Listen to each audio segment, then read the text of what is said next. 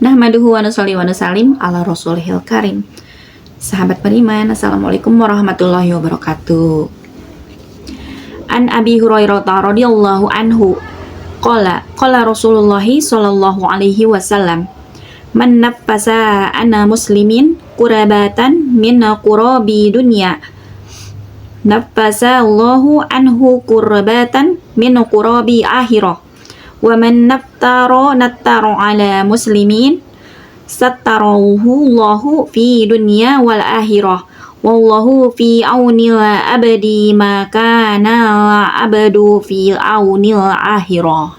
Dari Sayyidina Abu Hurairah radhiyallahu anhu berkata bahwa baginda Rasulullah Shallallahu alaihi wasallam, barang siapa yang menghilangkan satu kesusahan seorang muslim dari kesusahan-kesusahan dunia, maka Allah Subhanahu wa Ta'ala akan menghilangkan darinya satu kesusahan dari kesusahan-kesusahan akhirat. Masya Allah. Barang siapa yang menutup aib seseorang muslim, maka Allah Subhanahu wa Ta'ala akan menutup aibnya di dunia dan akhirat.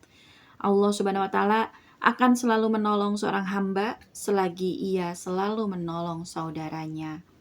Maka dari itu ingin membahas tentang ikramul muslimin.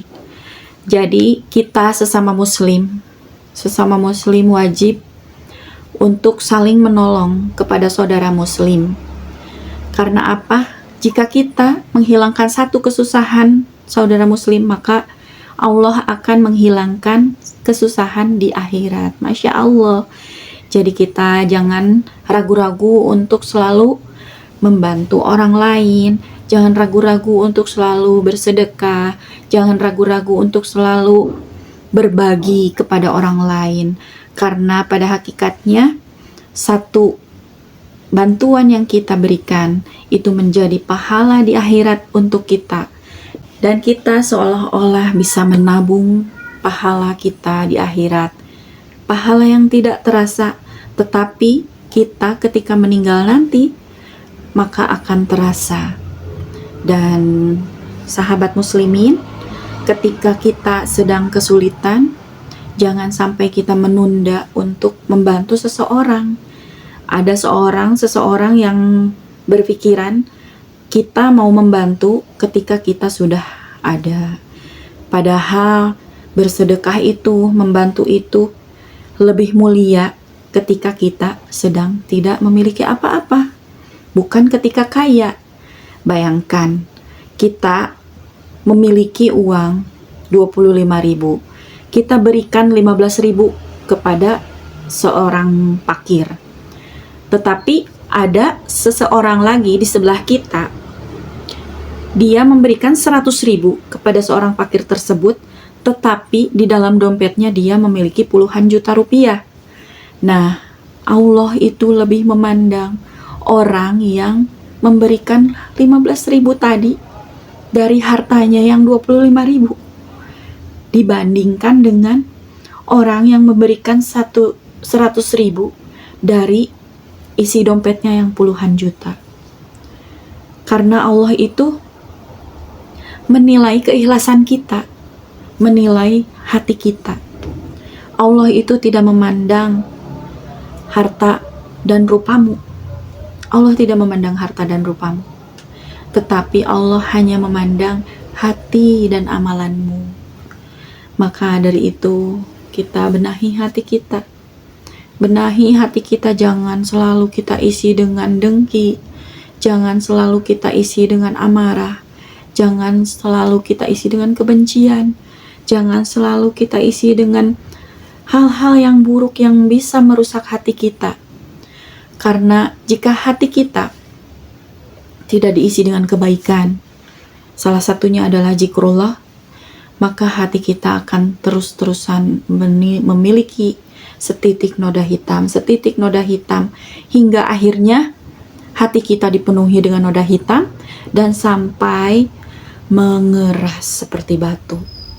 Jika hati kita sudah mengeras seperti batu, maka kurang mungkin untuk mendapatkan hidayah masuk ke dalam hati kita.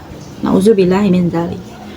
Maka dari itu kita harus tata hati kita, selalu membersihkan hati kita dengan zikir, dengan berbuat kebaikan, dengan berbaik-baik sangka kepada orang lain. Jangan sampai kita selalu berburuk sangka kepada orang lain, dan itu bisa mengurangi amalan pahala-pahala kita. Masya Allah. Maka dari itu, sahabat muslimin, sebelum maut menjemput, ajal memisahkan, maka kita perbanyaklah beribadah, perbanyaklah berbuat baik, perbanyaklah amalan-amalan. Salah satunya kita harus mengurangi apa yang tidak disukai oleh Allah Subhanahu wa taala beserta Rasulullah Shallallahu alaihi wasallam. Kita harus perbanyak zikrullah dengan cara kita mencintai diri kita dengan berzikir sebanyak 100 kali istighfar. 100 kali istighfar itu sama dengan kita mencintai diri kita. Karena dengan istighfar itu hati kita sudah terisi. Hati kita tidak kosong. Seperti makanan masuk ke dalam perut kita. Begitupun zikrullah masuk ke dalam hati kita. Sehingga jika hati kita sudah diisi oleh zikrullah, tidak akan lagi ada kesempatan untuk makhluk-makhluk masuk ke dalam hati kita. Karena setan itu sudah siaga 24 jam loh. 24 jam mereka siaga dari kanan, dari kiri, dari bawah, dari atas, dari depan, dari belakang, menunggu kelalaian kita. Masya Allah, menunggu hati kita yang kosong. Kita bengong dikit langsung masuk, kita marah sedikit langsung masuk, kita lalai sedikit dalam ibadah langsung masuk. Maka dari itu kita berusaha istighfar 100 kali satu hari, kalau bisa pagi dan petang. Dan yang kedua, sholawat kepada Rasulullah Shallallahu alaihi wasallam, baginda Nabi Muhammad Shallallahu alaihi wasallam. Dengan cara sholawat, apapun sholawatnya itu yang kita mampu, yang kita bisa. Allahumma sholli ala sayyidina Muhammad, lebih panjang boleh, sebanyak 100 kali. Itu tanda kita cinta kepada Rasulullah Shallallahu alaihi wasallam. Dan yang ketiga yaitu tasbihat sebanyak 100 kali. Subhanallah, walhamdulillah, wala ilaha illallah, wallahu akbar. Tanda cinta kita kepada Allah Subhanahu wa taala. Dan itu harus kita biasakan. Ketika pagi mau beraktivitas, sebelum beraktivitas, dan di petang hari ketika kita sebelum tidur, atau ketika kita sudah selesai beraktivitas seharian, dengan cara 100 istighfar, 100 sholawat, dan 100 tasbihat. Dan dengan begitu, itu bisa mengurangi hati kita dari godaan-godaan setan, godaan-godaan jin yang bisa merusak keimanan kita. Dengan cara demikian, maka kita akan senantiasa bahagia ketika kita bersedekah, ketika kita beramal, ketika kita beribadah. Kita akan merasakan nikmatnya beribadah, nikmatnya bersedekah, nikmatnya berzikir. Kita terbuka hati kita, tidak akan merasakan semua masalah-masalah itu seakan-akan kita yang paling terpuruk, seakan-akan Allah tidak sayang kepada kita.